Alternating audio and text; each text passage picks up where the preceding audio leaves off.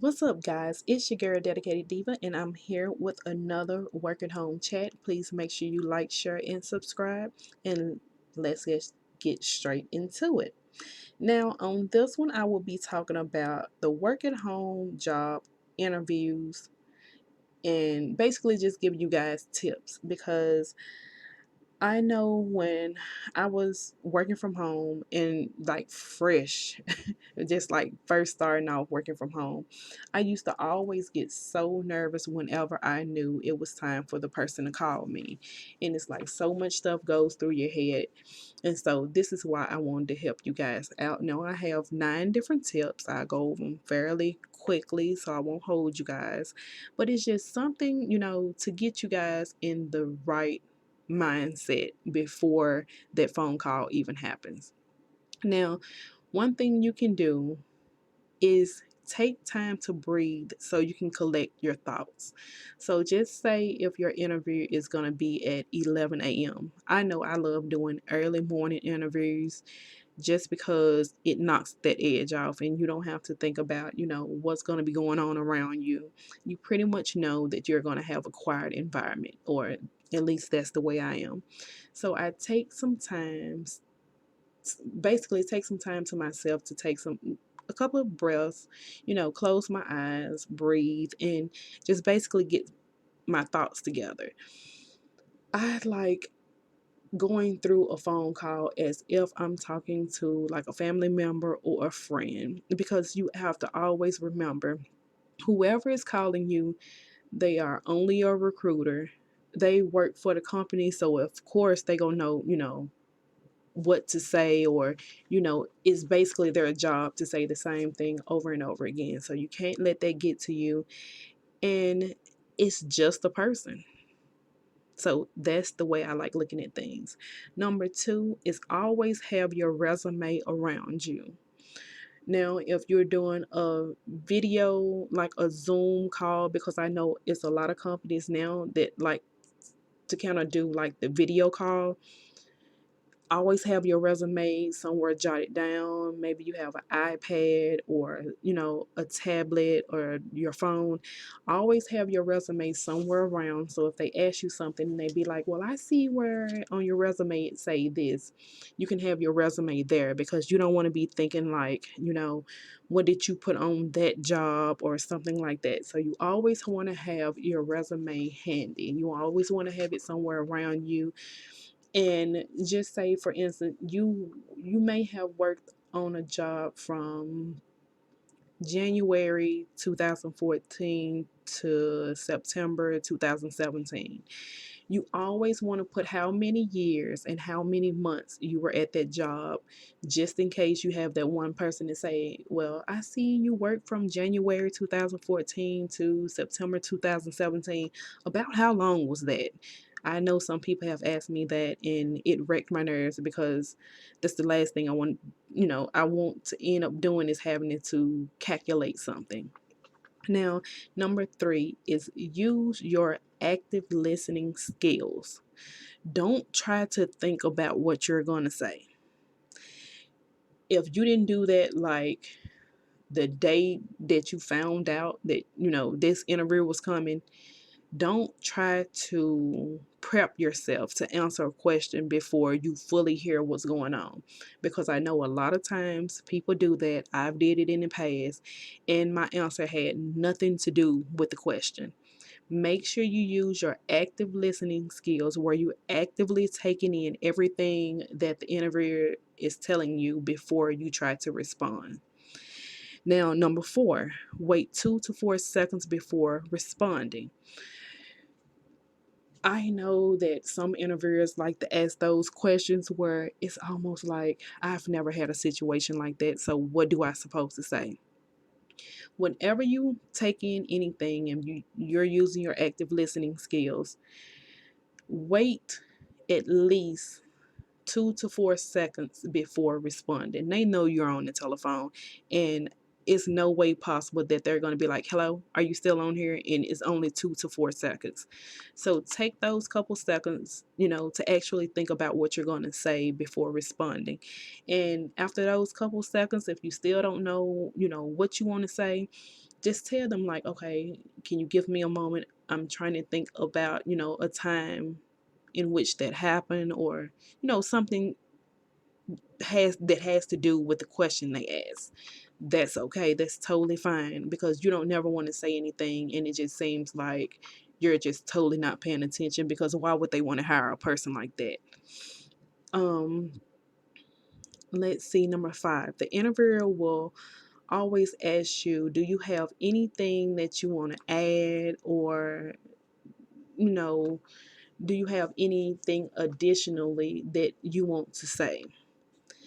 This would be a good time to think about things that you want to say before the interview even is conducted, maybe 2 or 3 days before. I'm telling you guys, in every interview, at the end of every interview, they will always ask you, if is there anything else that you would like to add. This is your time to let your experience shine. So basically, whatever they have not asked you, and it's good to jot this down on a piece of paper, whatever it is that they haven't asked you, that's when you want to start adding in things. Because I know that I have over 20 years of work at home experience. So this is where I always, like, at the end of the interview, I wait. It's like this is like the sweet spot. I always wait and I always get that in. I've been doing this for over 20 something years, and that's when I just let my mouth just run. So that's a good time, to let them know. Maybe you do some type of volunteering. That's the great time to let them do that. Now, let's see, number 6. Let's see. They will always ask you something like, do you have something that you want to ask them? Never. Oh, I can't say never. But if you're going to ask them anything, try to let it not be about pay. Now, I know that some people don't say how much, the hourly wage is. Try to let another question be the first question. You may want to look up on, research the company before the interview and say, I see this on your website, and, I wanted to know a little bit more about this or that. But you never want to ask them about pay first. Now, if that's the only question, you can ask them. You can ask them about the schedules. You can ask them about anything, but try not to let the hourly pay or pay be the first thing, because it seems like that's the only thing that you may be into at the time. Now, after the interview, you want to take time to thank them for interviewing you. You want to send some type of email. Just say they haven't responded to you within 2 or 3 days. You may want to look up online. Now, I've been guilty of doing this several times. If I have their email address, I'll basically Google thank you emails for, job interviews. And I'll copy whatever is on there. I'll take out some things, I'll put in some more things, personalize it, to your liking, and I will send that email. And so that's basically like, okay, if you haven't got everybody, or if you have forgot about me, I'm still here. And then let's see. And number 9 is just basically to sound confident. You have to know, you have to I know that it's nerve wracking, but you have to make it seem like you know what you're talking about. You're only talking to another individual. If you're not going to get it, you're not going to get the job. If you're going to get it, you're going to get it. Sound confident. Even if you stumble over your words, even if you may have written some down. I do that all the time.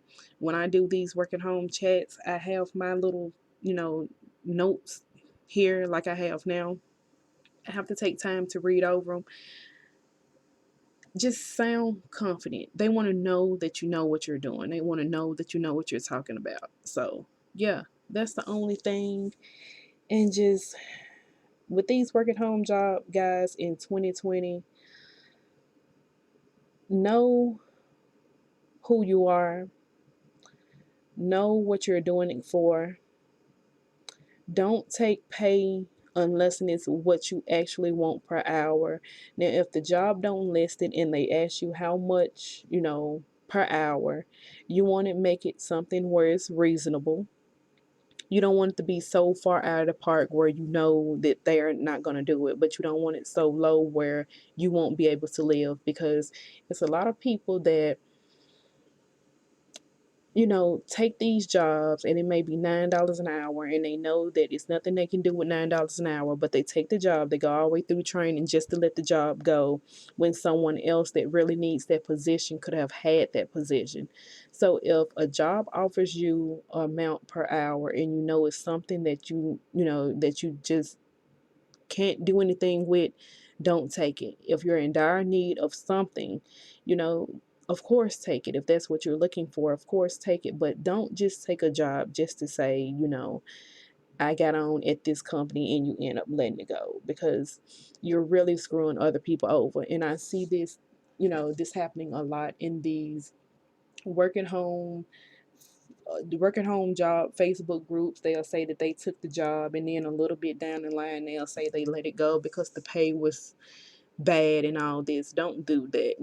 Just know what you're doing it for. If you are comfortable with it, take it, do the job. And also, a work at home job is a job, no matter if you're hired as an employee or like a 1099 contractor, like an independent contractor. Know that that job is still a job, and if you leave it on bad terms or whatever happened, they're always going to have some type of note of what happened, and the next job will be looking at that. And so I will see you guys later on this week, and welcome to 2020, guys.